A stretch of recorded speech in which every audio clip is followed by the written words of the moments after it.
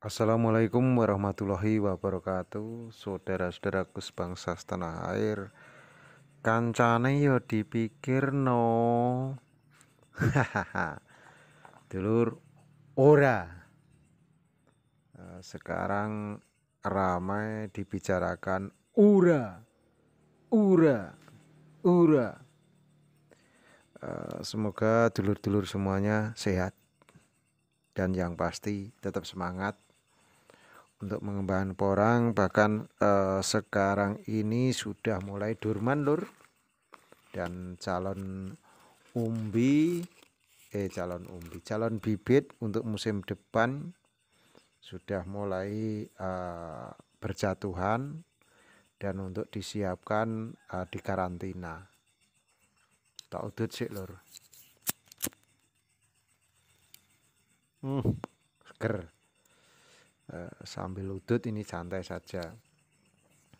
Ini memang video labuhan kemarin atau jelang musim tanam kemarin.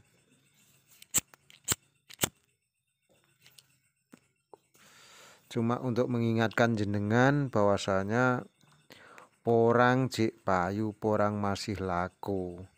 Dan sekarang ini banyak ramai diperbincangkan masalah harga, masalah register, dan masalah ekspor. Itu ramai diperbincangkan. Padahal kita perbaiki dulu kualitas panenan kita dan kita tingkatkan baik itu kualitas maupun jumlah bobotnya atau nasenya, karena semakin banyak jumlah walaupun harganya agak turun, itu pasti juga akan hasilnya juga sama. Yang terpenting kita syukuri lur.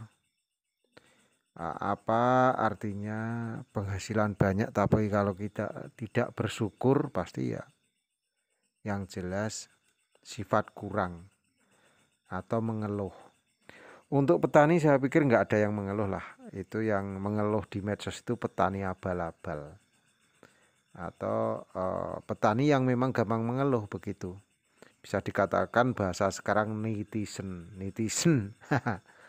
Ya netizen, namanya juga netizen, itu pasti katisen, pasti kedinginan.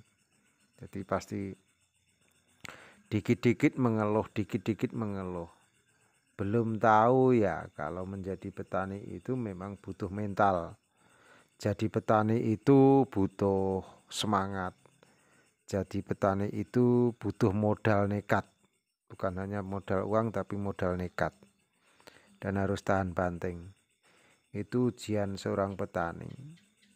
Belum kendala-kendala ketika perjalanan melalui proses. Jadi proses itulah yang berat lur sebenarnya, bukan masalah harga. Proses menunggu, proses bercinta dengan porang, kasih sayang, dan proses menjalani waktunya, itu yang amat sangat lama dan juga penuh liku-liku. Apalagi para petani baru yang notabene adalah peralihan dari sebelumnya mungkin usaha yang lain terus akhirnya budidaya, itu amat sangat banyak mengeluh. Tetapi jujur saja untuk tahun 2021 tidak sedikit para pemain porang, pelaku pasar terutama, itu yang mengalami kebangkrutan. Kalau petani enggak lah. Kalau petani enggak. Dan juga tahun 2021 itu ramai penipuan lur. Penipuan di katak, penipuan di umbi, penipuan di chip kering matahari. Dan kenapa bangkrut di tahun 2021? Itu dikarenakan kedunan rego. Istilah Jawanya kedunan rego atau harga beli dan harga jual itu turun. Ketika harga beli sekian, harga jual turun. Misal porang basah. Di awal di perusahaan, di pabrik itu 9.000, di tingkat bawah itu dari petani 8.500, diterima pengirim DO itu 88 ya, 88. Jadi ada spasi uang 200. Dan ketika beli 85 itu malah harga turun menjadi 8.000. Di tingkat perusahaan cuma 8.300 waktu itu. Jadi turun. Terus ketika beli lagi 8.000 setengah turun menjadi 8.000. Ketika beli 8.000 itu malah turun menjadi 7.700. Terus akhirnya beli 7.500 turun lagi menjadi 7.000. Terakhirnya langgeng agak lama 7.000. Dan terakhir itu di tingkat petani 6.000. Itu untuk tahun 2021. Jadi ketika beli dari petani sudah tinggi, turun, akhirnya ya menjadi masalah atau bisa dikatakan bangkrut kedunan rego begitu, khususnya pemain. Begitu juga untuk pemain bibit, Lur. Pemain bibit di awal itu harga beli dari petani untuk katak itu sudah 190,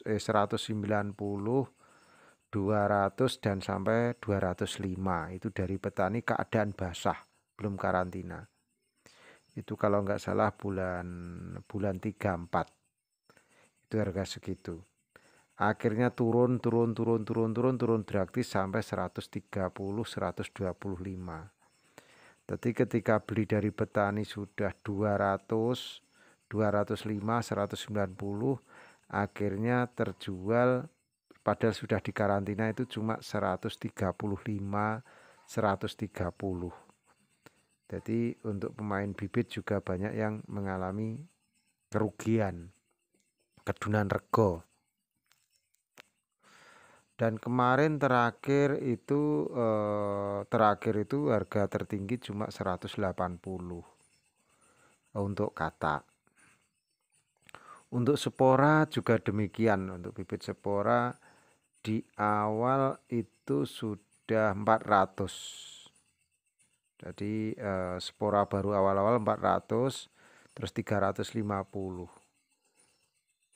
Dan ketika musim tanam cuma 210, 205. Jadi itu banyak penurunan. Jadi untuk tahun 2021 itu pemain umbi juga mengalami kerugian, pemain katak juga demikian termasuk bibit, dan juga kering matahari, Lur. Kering matahari, chip kering matahari tahun 2021 di awal itu sudah 48.000 per kilo. Akhirnya akhir-akhir itu cuma laku 28.000. Ini untuk harga di petani. Jadi petani kan banyak yang menjadi pengrajin kering matahari. Itu diterima cuma 28.000, sebelumnya 33.000, akhirnya turun 28.000. Dari sinilah tahun 2021 itu neraka bagi pemain porang. Jadi sampai beredar kata-kata rugimu piro, tahun selikur rugimu piro. Terus tahun selikur we kena tipu apa ora.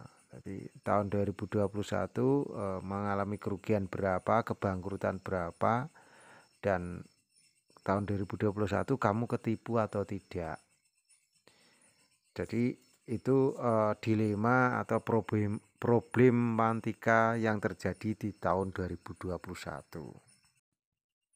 Sedangkan untuk tahun ini atau tahun 2022 ini 12 sudah ada yang dorman, banyak yang tanya untuk harga katak berapa Pak Po. Malah kita bingung. Jadi kita masih menunggu untuk harga umbi produksi, dan umbi produksi kelihatannya masih sepi-sepi. Memang sudah ada sih yang dibongkar daerah tertentu, tapi harganya masih di bawah harga standar. Jadi masih di bawah harga standar. Jadi tidak perlu kita sampaikan. Kalau kita sampaikan malah nanti para petani akan down, atau karena untuk saat ini memang kualitas umbi juga belum tua, material tanah juga masih banyak, termasuk akar juga masih lumayan ikut kuat gitu loh. Jadi untuk kualitasnya memang belum memenuhi standar. Jadi kita sarankan nggak usah dipanen dulu, tunggu kalau sudah dorman sempurna. Paling enggak nanti bulan 4 pertengahan itu saya pikir sudah bisa panen lah, karena saat ini masih banyak yang segar. Memang sudah ada di daerah-daerah tertentu, terutama yang tanpa naungan dan cuaca panas, terus yang tanahnya cenderung tipis, itu memang sudah pada dorman. Tapi juga mungkin masih 0, sekian gitu. Jadi 1% saja belum ada lah saya pikir. Dan semoga problematika yang terjadi di tahun 2021 tidak terjadi di tahun 2022 ini. Minimal stabil lah. Mungkin kalau dari awal memang harganya masih seperti tahun kemarin yang terakhir, minimal itu semakin mendekati kemarau itu semakin naik. Jadi kalau mendekati kemarau semakin naik dan harga bibit mendekati musim tanam semakin naik, terus harga chip kering matahari mendekati musim penghujan harganya semakin naik, saya pikir pemain dan pemain porang juga tidak mengalami kerugian.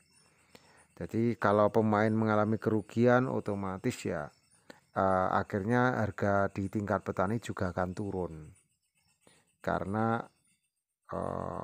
petani untuk tahun kemarin masih bagus lah, tapi untuk tahun ini semoga juga petani juga bagus, pemain, pembeli dan juga semuanya juga bagus, harga di pabrik stabil dan harga grafiknya dari rendah naik, karena kadar air juga dari kadar air penuh akhirnya susut. Dari segi kualitas, kadar air tinggi akhirnya juga semakin baik. Jadi itu harapan kita di tahun 2022 ini. Dan saya pikir untuk calon petani tetap gaspol tanam saja, walaupun banyak rumor isu yang pesimis, tetapi kita termasuk orang-orang yang optimis. Walaupun mereka tidak yakin, kita termasuk orang-orang yang yakin. Karena untuk peluang ini harapan kita bersama, khususnya yang sudah budidaya dan yang siap panen. Semoga panen jenengan juga berkah. Semoga panen jenengan juga bermanfaat bagi kehidupan kita.